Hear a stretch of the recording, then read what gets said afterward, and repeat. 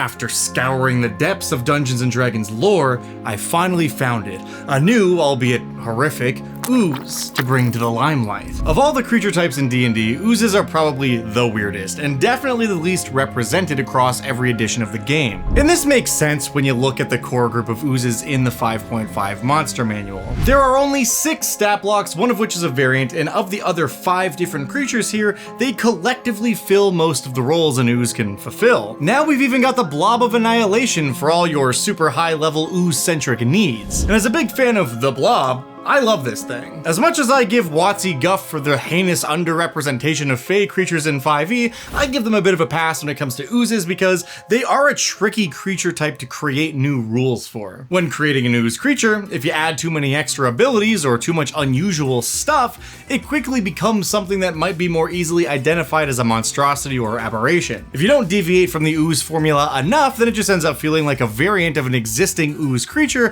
which begs the question, does this creature even need to exist, or can we just take a black pudding and make it do fire damage to fulfill the same narrative goals? I mean, there's a reason that across nearly 300 videos on this channel, only 5 of them are about ooze creatures, and the most recent entry in my catalog was the Gunpowder Ooze, which was uploaded over a year ago. All of this is just to say, I am a firm believer that every monster should justify its own existence with at least an attempt at a unique mechanic or lore, ideally both, and the only reason we're doing an episode about an ooze from D&D's history today is because the Graveyard Sludge indeed has both. Today we're delving into the Monster Manual 5 from D&D 3rd edition, where upon page 73 we find this intriguing little fella. This is a Graveyard Sludge, and it is just so awful and yucky even for an ooze. As their name would suggest, the Graveyard Sludge forms in graveyards or catacombs or dungeons. Honestly, they tend to manifest anywhere that the remains of the dead can be found, especially in places where the remains of the dead have been defiled or disturbed. The body of a Graveyard Sludge is formed from what the book refers to as a disgusting muck interspersed with the flesh and bones of corpses it has absorbed. So that's cool. Now you might be thinking, oh, an ooze creature that eats corpses, how original, but the body parts floating around in the muck of its mass are merely happenstance. The true diet of this creature is the lingering spiritual energy present in all dead bodies. The ooze siphons this energy from corpses it has subsumed in order to feed itself, and as a result, a bunch of gross stuff just ends up floating around in there. Visually, they remind me of that one scene from RoboCop, which I don't think I can show on YouTube, but for those who haven't seen it, they're basically a dude soup. That is, a soup made of dudes. Each Graveyard Sludge contains at least a dozen different creatures at any given time, and their foul eating habits also cause surges in spiritual energy that intermittently cause ghostly images of tormented faces to appear within the creature's form. Now it's worth noting, these are not trapped souls. They are not literally tormented creatures. They are merely a spiritual vestige related to what the deceased left behind. However, unless you're familiar with these things, you'd have no way of knowing that. As slithering manifestations of necrotic energy, the Graveyard Sludge also creates undead creatures just by being around. When any living creature dies while the slime is nearby, they will return to life as a zombie, almost immediately. And this is only made worse by the fact that the mere presence of a Graveyard Sludge empowers the endless ranks of the dead, which tend to make them pretty popular with necromancers. But I am getting a bit ahead of myself. I want to talk about this creature's awesome abilities and how they all work, and then get into how you can actually use this bad boy at the game table. But before we dive into that,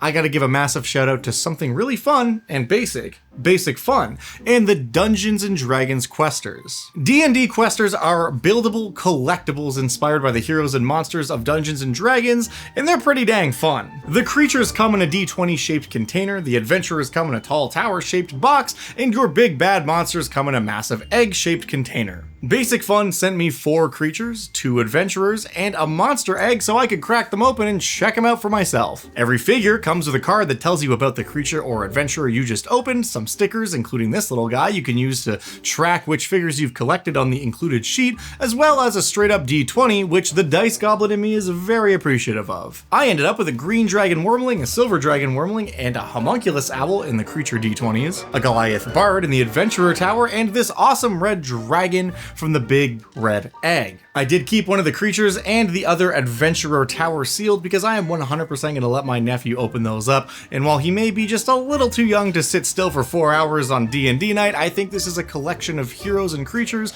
that are perfect for his first quest. So whether you want these little guys to keep you company at your desk, loom ominously over you from the shelf of your living room, or you too have a young adventurer in your life who is preparing to enter the world of role-playing games, I highly recommend you check out D&D Questers, which are available both at Target and on Amazon. So thank you to Dungeons & Dragons Questers for bringing us here to undertake a bit of a quest of our own. Speaking of which, let's get back to our slimy friend. The Graveyard Sludge is a classic support monster, which is unusual for an ooze. Clocking in with a CR of 5, this bad boy has all the immunities you'd expect from a creature like this, blindside out to 120 feet, and some of the worst mental stats you've ever seen, which is pretty typical for an ooze. Its primary attack is a rotting pseudopod, which of course deals a handful of bludgeoning, acid, and necrotic damage, and also grapples the target. Pretty straightforward thus far, but this is where things get interesting. The Graveyard Sludge has a knack for creating zombies, and this manifests in its ooze spawn zombies trait. Whenever a humanoid creature within 20 feet of the ooze dies, it rises as a zombie at the start of its next turn. But that's not all. The zombies created by this thing are imbued with some of the ooze's being, which grants these zombies resistance to acid damage and causes them to deal an extra 1d6 acid damage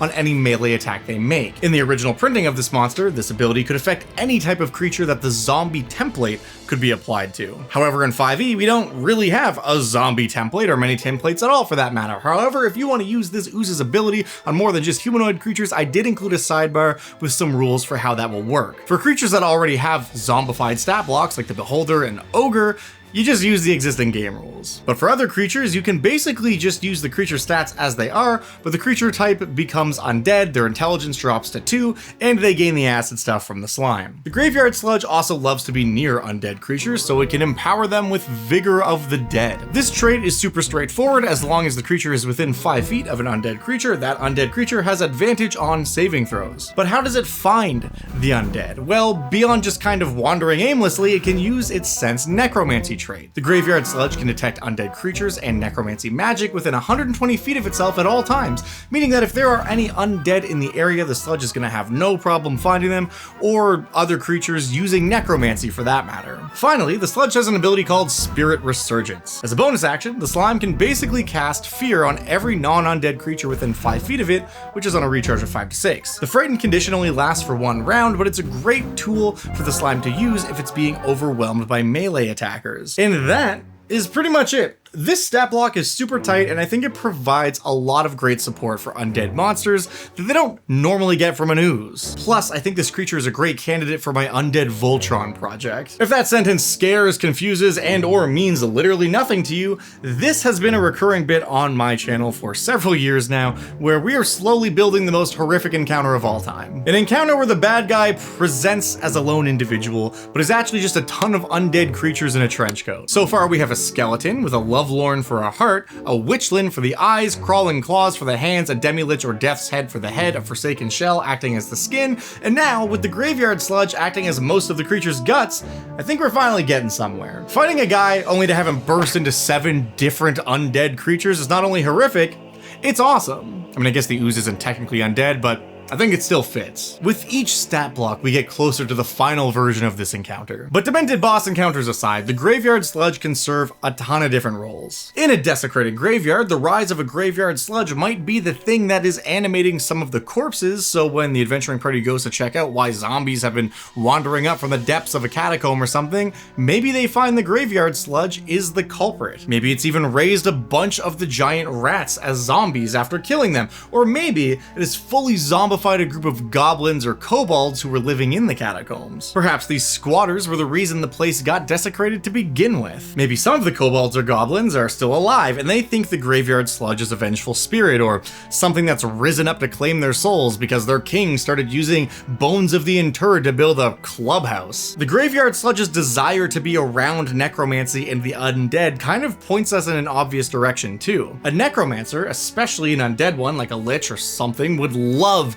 to have a Graveyard Sludge pet that can grant it advantage on saving throws at all times. Hell, having a few of them dispersed among your undead minions to give them an edge is great. Plus, when any living adversaries are felled, they will bolster the ranks of your undead legions by automatically converting these corpses into new zombies. With their ability to create new zombies, you could even have a bumbling necromancer who sucks at raising the dead use one of these things as a crutch to supplement their lacking skills. Which is not only hilarious, it could prove to be a huge liability if that inexperienced necromancer manages to lose control of the zombies they've created with this slime. Or maybe they even become undead themselves through an arcane accident, so the players go into the fight expecting to deal with a spellcaster only to find him, along with a bunch of other corpses, totally zombified with an enormous graveyard sludge that has grown out of control, more or less in charge. They are totally mindless, of course, but hey, it doesn't take much to be the smartest creature in a room full of drooling zombies. But as always, if you do want to use this monster, linked in the description down below is my 5th edition conversion of the creature, which is all available there for free for you to use however you see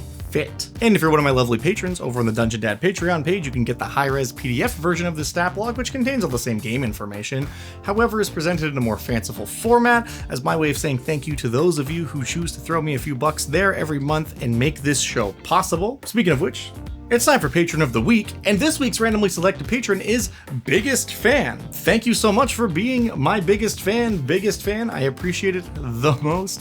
And thank you for the extra support you send my way each month. And thank you for watching. As always, if there's a monster from an older version of Dungeons & Dragons or some other role-playing game you'd like to see converted into 5th edition, let me know in the comments down below on the Dungeon Dad Discord, or just if you see me walking my dog in the street, yell it to me from your car window. Whatever the case, I will add it to the list, and who knows, it might just show up in a future episode of Monster of the Week. But that's all I got for you this week. Thank you so much for watching, and I'll see you in the next one.